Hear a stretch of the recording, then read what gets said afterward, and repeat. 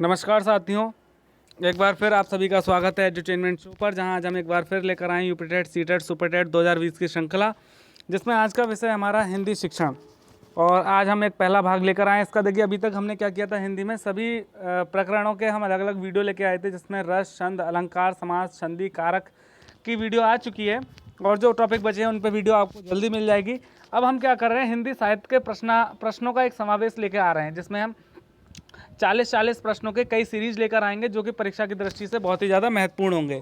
तो वीडियो को शुरू से लेकर अंत तक देखिएगा, बिना स्किप करे देखिएगा। और ऐसा विश्वास है कि वीडियो आपको पसंद आएगा।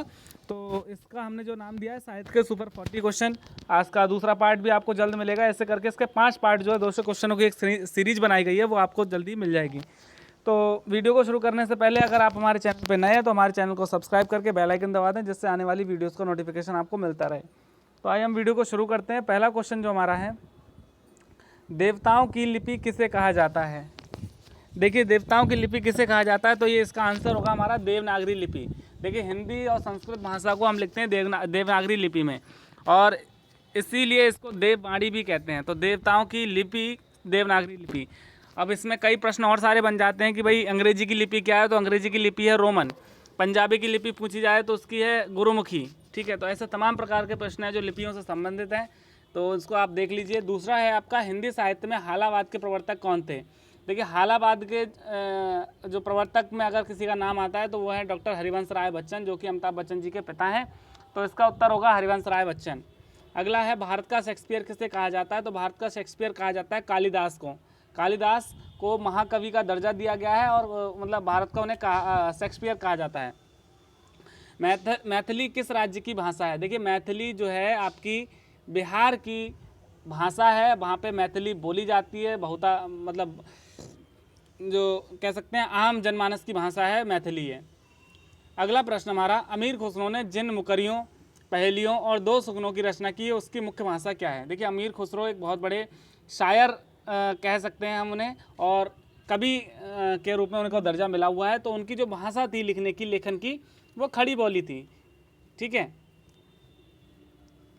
नेक्स्ट क्वेश्चन है आपका, हिंदी के प्रथम कवि कौन थे? तो देखिए, हिंदी के प्रथम कवि की अगर हम बात करें तो इसमें जो नाम आता है सिद्ध सरप्पा 9वीं शताब्दी। ठीक है, तो ये सबसे पहले हिंदी के कवि थे। अगला क्वेश्चन, कलम का सिपाही किसे कहा जाता है? तो कलम का सिपाही कहा जाता है मुंशी प्रेमचंद। देखिए, मुंशी प्रेमचंद एक बहुत बड़े रचनाकार थे। बहुत सारे उन्होंने कहानी, कविताएं, नाटक, उपन्यास, बहुत सारी चीज़ें लिखी, और उनको कलम का सिपाही कहा जाता है। जो जिन शासन भाषेऊ सो मई कहियो सार, जो पालई से भाई करी सो तरी पावई पार। इस दोहे के रचनाकार कौन है, क्या नाम है उनका? तो देखिए, इनका नाम है जो देवसेन। क्या नाम है? देवसेन। ठीक, नेक्स्ट क्वेश्चन है आपका, भारत में सबसे कम बोला जाने वाला भाषाई समूह है कौन सा? जो भारत में सबसे कम बोला जाता है तो वो है चीनी तिब्बती। ये जो भाषाई समूह है भारत में बहुत कम बोला जाता है, क्योंकि यहाँ ये जो भाषाएं हैं इनको जल्दी लोग एक तो समझ नहीं पाते, और जो वहाँ की जनसंख्या है, चीनी और तिब्बत के लोग भारत में कम रहते हैं, इसलिए ये भाषा कम बोली जाती है। हिंदी का प्रथम पत्र कौन सा है? तो देखिए, हिंदी का जो प्रथम पत्र है आपका उद्दंत मार्तंड। ठीक है, नेक्स्ट क्वेश्चन, चीनी तिब्बती भाषा समूह की भाषाओं के बोलने वालों को क्या कहा जाता है?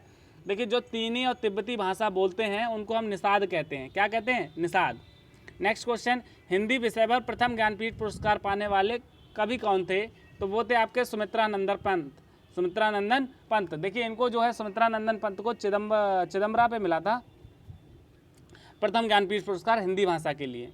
ठीक, नेक्स्ट है, निम्न में कौन एक प्रेमचंद की रचना है? तो कौन? पंच परमेश्वर। आप सभी ने पढ़ी होगी छोटी कक्षाओं में, मेरे ख्याल से चौथी या पाँचवें में एक पंच परमेश्वर नाम की कहानी है, जिसके रचनाकार कौन है? मुंशी प्रेमचंद्र। भारत में सबसे अधिक बोला जाने वाला भाषाई समूह कौन सा है? Indo Aryan. ठीक, नेक्स्ट क्वेश्चन है, रामधारी सिंह दिनकर को किस रचना के लिए ज्ञानपीठ पुरस्कार मिला था? देखिए, रामधारी सिंह दिनकर को मिला था उर्वशी के लिए। किसके लिए? उर्वशी के लिए। देखिए, हम ज्ञानपीठ की एक अलग से वीडियो लेकर आएंगे, जिसमें हम बताएंगे कि हिंदी भाषा में किन किन कवियों को ज्ञानपीठ पुरस्कार मिला है, किस वर्ष मिला था और किस रचना के लिए मिला था। ठीक, तो जैसे अगर पूछ लिया जाए महादेवी वर्मा को किसके लिए मिला, तो यामा के लिए उनको मिला था। ठीक, सुमित्रानंदन पंत को किसके लिए मिला? चिदम्बरा के लिए मिला। ऐसे रामधारी सिंह दिनकर को उर्वशी के लिया। तो ऐसे तमाम जितने भी लोग हैं जिनको ये ज्ञानपीठ पुरस्कार मिला है, तो उसकी हम अलग से वीडियो लाने वाले हैं बहुत जल्द। नेक्स्ट क्वेश्चन है, अटल बिहारी वाजपेयी हिंदी विश्वविद्यालय की स्थापना कहाँ की जा रही है? तो ये की जा रही है भोपाल मध्य प्रदेश में, भोपाल मध्य प्रदेश में। देखिए नेक्स्ट क्वेश्चन है, भारतीय भाषाओं को कितने प्रमुख वर्गों में बांटा गया है? तो भारतीय भाषाओं को प्रमुख 4 वर्गों में बांटा गया है। ठीक।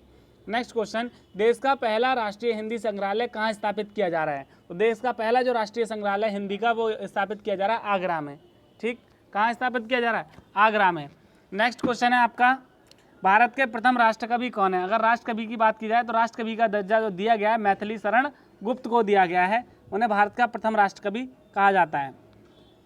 हिंदी की जो प्रथम एकांकी है वो कौन सी है? तो हिंदी की प्रथम एकांकी का अगर जिक्र करें तो इसमें एक घूंट जो एकांकी है वो हिंदी की प्रथम एकांकी मानी जाती है।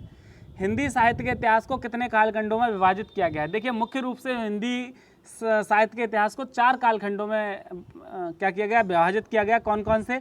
आदिकाल या वीरगाथा काल, ये पहला है, आदिकाल या वीरगाथा काल। दूसरा है मध्यकाल या भक्तिकाल। तीसरा है आपका उत्तर मध्यकाल या रीतिकाल। और चौथा है आधुनिक काल। ठीक, तो जो अभी चल रहा है वो है आपका आधुनिक काल। एक नार पिया को भानी तनबाको सगरा ज्यों पानी, यह पंक्ति किस भाषा की है? देखिए ये पंक्ति जो मैंने पढ़ी कि एक नार पिया को भानी तनबाको सगरा ज्यों पानी, ये पंक्ति जो है ब्रज भाषा की है। किसकी? ब्रज भाषा। संविधान की 8वीं अनुसूची के अनुसार कितनी भाषाओं को राजभाषा के रूप में संवैधानिक मान्यता प्राप्त है? देखिए संविधान की बात करें तो संविधान के अनुच्छेद 343 में ये 22 भाषाओं को राजभाषा का दर्जा प्रदान किया गया है। पहले इसमें 18 भाषाएं थी, फिर इसमें 4 भाषाओं को और जोड़ा गया। कुल मिलाकर भारत की 22 राजभाषाएं हैं। तो किसका आंसर होगा? 22 राजभाषाएं। ठीक। नेक्स्ट क्वेश्चन है, हिंदी गद्य के प्रतिपादक या प्रतिष्ठापक अगर बात करें तो कौन है? तो आचार्य महावीर प्रसाद द्विवेदी। देखिए आचार्य महावीर प्रसाद द्विवेदी एक बहुत बड़े गद्य रचनाकार थे और उन्होंने बहुत सारे निबंध और बहुत सारे उपन्यास जो ऐसे लिखे हैं जो हिंदी साहित्य के लिए अपने आप में एक बहुत बड़ी बात है। तो इसके लिए उनको हिंदी गद्य का प्रतिष्ठापक माना जाता है। नेक्स्ट है आपका, हिंदी के सर्वोत्तम दैनिक समाचार पत्र। हिंदी का जो पहला दैनिक समाचार पत्र था तो उसका नाम था सुधावर्षन। सुधावर्षन। रानी केतकी की कहानी की भाषा को कहा जाता है खड़ी बोली। देखिए रानी केतकी की कहानी जो है इसकी भाषा कैसी है? खड़ी बोली। अगला क्वेश्चन, अपभ्रंश के योग से राजस्थानी भाषा का जो साहित्यिक रूप बना उसे क्या कहा जाता है? तो इसे कहा जाता है डिंगल भाषा। डिंगल भाषा। हिंदी की प्रथम पत्रिका कौन सी थी? तो ये थी संवाद कौमुदी। देखिए प्रथम जो है आप लिख लीजिए, जैसे प्रथम कहानी पूछ ली जाए, प्रथम पत्र पूछ लिया जाए, प्रथम पत्रिका पूछ ली जाए, प्रथम नाटक, प्रथम एकांकी, तो इन सभी की एक लिस्ट बना दीजिए, प्रश्न आता ही आता है। ठीक है, तो प्रथम पत्रिका संवाद कौमुदी। अगला है, हिंदी की वर्णमाला में कितने स्वर व कितने समस्वर हैं? देखिए 11 स्वर होते हैं और 33 समस्वर होते हैं। देखिए समस्वर का मतलब ये व्यंजनों से ही है, लेकिन इनको समस्वर कहा जाता है। तो 11 स्वर हैं, ठीक, और 33 समस्वर हैं। देवनागरी लिपि को राष्ट्रलिपि के रूप में कब स्वीकार किया गया? देखिए ये बात है 14 सितंबर 1949 की, जब हिंदी को किसके जो हिंदी भाषा की लिपि देवनागरी उसको राष्ट्रलिपि के रूप में दर्ज किया गया, स्वीकार किया गया, और इसीलिए 14 सितंबर जो है हिंदी दिवस के रूप में मनाया जाता है। अगला क्वेश्चन भी हमारा वही है, हिंदी दिवस कब मनाया जाता है? तो ये मनाया जाता है 14 सितंबर को। 14 सितंबर को प्रतिवर्ष। भारत में संस्कृत माँ है, हिंदी बहुरानी और अंग्रेजी नौकरानी। किस महापुरुष ने कहा? किसके वचन है ये? तो ये कहा था डॉक्टर कामिल बुल्के ने। डॉक्टर कामिल बुल्के ने, उन्होंने क्या कहा? भारत में संस्कृत जो है माँ है और हिंदी जो है बहुरानी है उसकी, और अंग्रेजी नौकरानी है। तो ये कहा था डॉक्टर कामिल बुल्के ने।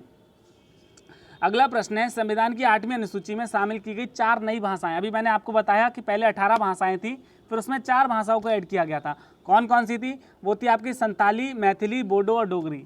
संताली, मैथिली, बोडो और डोगरी, इन 4 भाषाओं को बाद में शामिल किया गया है और तब जाके कुल मिला के 22 भाषाएँ हुई हैं। अगला है, महादेवी वर्मा को किस रचना के लिए ज्ञानपीठ पुरस्कार मिला? तो इनको मिला था यामा के लिए। ठीक, महादेवी वर्मा को यामा के लिए। मैला आंचल उपन्यास के लेखक कौन है? तो इसके लेखक है फणीश्वरनाथ रेणु। फणीश्वरनाथ रेणु। अगला प्रश्न, भारत में सर्वाधिक लोगों द्वारा कौन सी भाषा बोली जाती है? तो देखिए इसके भारत में सर्वाधिक बोले जाने वाली भाषा है हिंदी, और अगर लिपि की बात करें तो देवनागरी लिपि। नेक्स्ट क्वेश्चन है, मध्य प्रदेश के किस जिले को देश का प्रथम हिंदी साक्षर जिला घोषित किया गया है? तो यह है नरसिंहपुर। नरसिंहपुर को। नेक्स्ट क्वेश्चन है, हिंदी खड़ी बोली के जन्मदाता की अगर बात करें तो ये हैं भारतेंदु हरिश्चंद्र।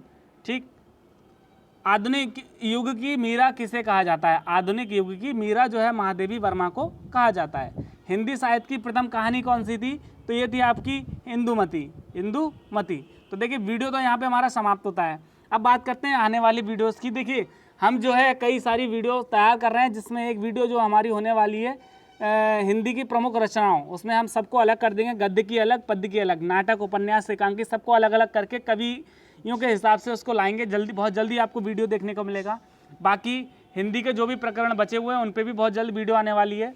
और जो यूपी टेट का विगत वर्षों के जो प्रश्न पूछे गए हैं उसमें से सेलेक्ट करके हम जो वीडियो बनाने वाले हैं, तो उसमें हम देखेंगे 30 या 40 प्रश्नों की वीडियोस आपके लिए लेके आएंगे बहुत जल्द। तो ये वीडियो यहाँ पे समाप्त करते हैं। आशा करते हैं आपको वीडियो अच्छा लगेगा और आपके ये काम आएगा।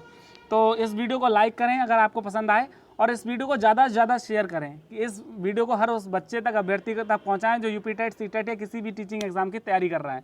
और अगर आप हमारे चैनल पर नए हैं तो हमारे चैनल को सब्सक्राइब करके बेल आइकन दबा दें। तो मिलते हैं अगली वीडियो में नए विषय के साथ। तब तक के लिए नमस्कार। Thank you for watching our video. Thank you very much.